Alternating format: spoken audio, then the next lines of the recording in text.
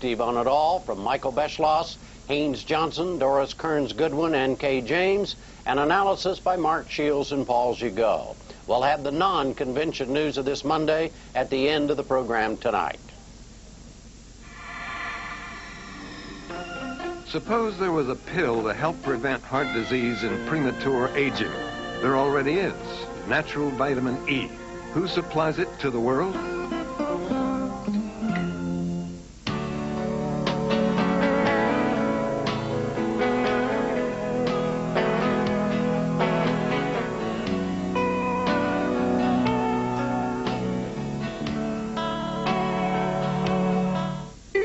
And by the Corporation for Public Broadcasting.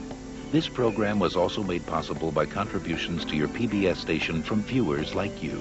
Thank you. The Republican National Convention opened today in Philadelphia. More than 2,000 delegates gathered to nominate George W. Bush for president, Dick Cheney for vice president. Some 15,000 journalists were on hand to cover the four-day event. Governor Bush's name was placed in nomination this afternoon. The roll call of the states begins tonight and proceeds in phases over the next 3 days. In the past, the formal nomination process took place on the convention's third night. Bush will address the convention tonight via satellite from Columbus, Ohio. Today, he continued his campaign trip across key states, heading for Philadelphia later this week. At a stop in Dayton, he spoke of his tax cut plans. We're going to knock down the toll booth on the road to the middle class. This tax code we have in America today penalizes people at the bottom end of the economic ladder. It makes it harder for people to get ahead and to save. It's conservative to cut taxes. It's compassionate to hear the voices of the people at the bottom end of the economic ladder. It's compassionate to give people their own money back so you can save and you can dream and you can build. And that's exactly what we're going to do should I become your president. And back at the convention, the delegates ratified the party platform. It said Republicans have a clear message, especially for immigrants and minorities, that the party believes in a society that welcomes all. The platform maintains opposition to abortion and opposes special legal protections for gays, but it drops a call for making English the official language and for abolishing the education department. Gwen Ifill spoke this afternoon with the platform committee chairman, Wisconsin Governor Tommy Thompson. Governor Tommy Thompson of Wisconsin, welcome. Well, it's my privilege to be with you, and thank you so very much for having me on your program. You have just finished and concluded successfully the passing of the GOP party platform, which will tell us exactly what the party platform, what the party is supposed to be about. Tell us what that means. Well, the platform really is the structure of the political party. And what we tried to do in this document to be very uplifting, very visionary, very progressive, and one that really tries to solve societal problems. And one in which it really puts the flesh on the bones of compassionate conservatism, which George Bush talks about. We wanted to bring structure, and we wanted to bring in some of the details, what compassionate conservatism is all about, and this document tries to do that in many instances. There have been many differences in this platform from the platform 4 years ago, and a lot of things which are the same. Let's kind of try to walk through them one by one. Of course, abortion, very much the same. Abortion was one of those documents, or one of those items, you know, that's very difficult, very controversial. And the Republican Party, the majority of the delegates are pro-life, including myself.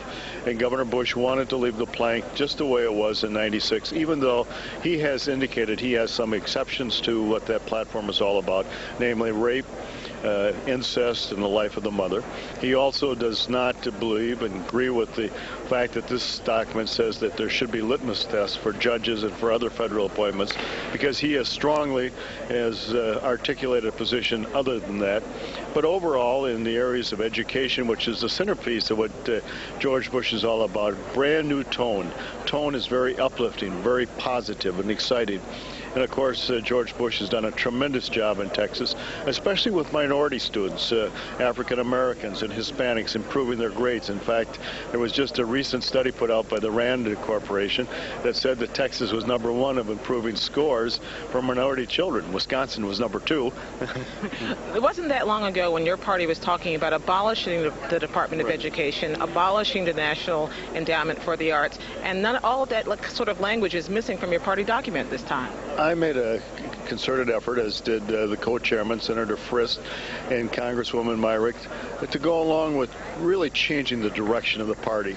I wanted to have a document that was uplifting, exciting, and not confrontational, not pessimistic, and not tearing down government, but building government, making government more of a partner with businesses and with individuals across America. And that's what we try to do. We try to change the tone, just as George Bush is trying to change the tone in American politics. We try to change the tone for the Republican Party of being confrontational to being one of optimistic.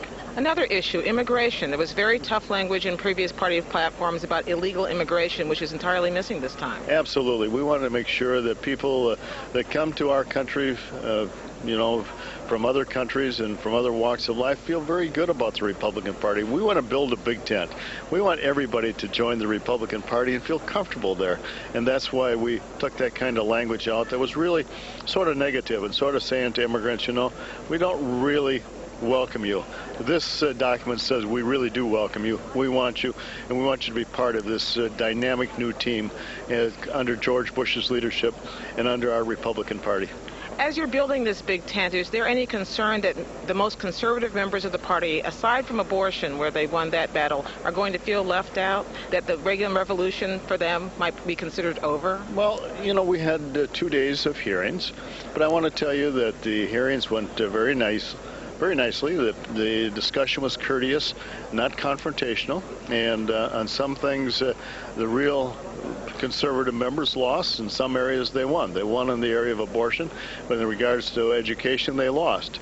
And so, when you build a platform, not everybody's going to agree with every line in the platform, because 107 people from different walks of life with different philosophical underpinnings have different ideas. And so you have to take the best that you possibly can, put it together, and I think we did a very good job. In fact, most people love the new tenor, love the new excitement about this new direction of the Republican Party, and feel good about it. But not everybody's going to agree with every line, and George Bush can't, Dick Cheney can't, and Tommy Thompson can't. But overall, it's a very uplifting document. In your speech to the delegates on the floor today, one of the things you said was, no matter what is in the platform, it doesn't matter if we can't win. Is the whole point of this platform, the way it's written this year, a way to make sure that George W. Bush can win? You can't improve the quality of life in America without winning. You can't do the job that you need to do to make America, not Wisconsin, but Texas and every state better, but stronger and better tomorrow than it is today without winning. And George Bush knows that. I know that. And so I think that's one of the reasons George Bush wanted me to draft this document and get it passed through the committee, because he wants something that's going to help him build this tent, build a framework for going out and getting minorities, getting individuals from different walks of life to join the Republican team, and make sure that we win in November so that we can govern and go a different direction in America, better direction. Is the Republican Party platform really a blueprint for how he will behave or how he will govern, or is it just a bunch of words, really? Oh, I think it's a blueprint, but in all instances, you're never going to receive consensus on all items, because a lot of different people had different inputs. But overall, it's a document that you can feel good about. In '96, some of us felt, do we really want to run on that document? This document's much more positive, much more, uplifting, and much more exciting for candidates that run as Republicans that say, this is our party platform. We are for education. We're for the environment. We're for women's rights. We're for women's health. We're for improving the quality of life of all of our citizens. That makes me feel good, because that's how I govern in the state of Wisconsin, and that's how George Bush governs in Texas. And this is a document that's going to allow us to run and articulate those things and say this is the new Republican Party for the future. Are you trying to tell folks, this is the last question, that this is not your father's Republican Party?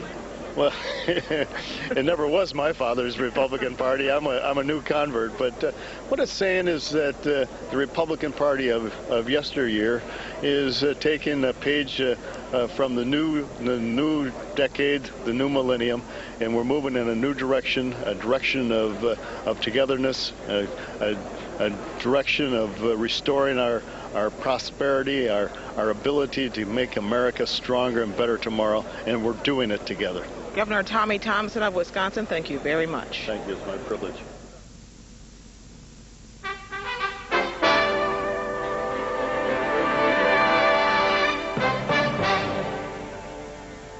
Now, Margaret Warner looks further at who and what is the Republican Party of this convention and of George W. Bush.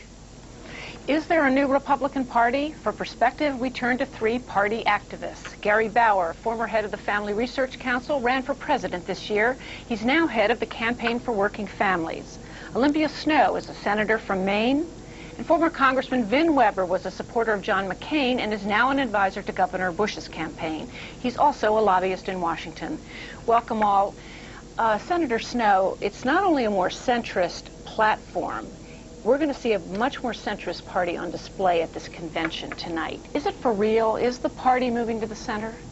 I happen to think it is.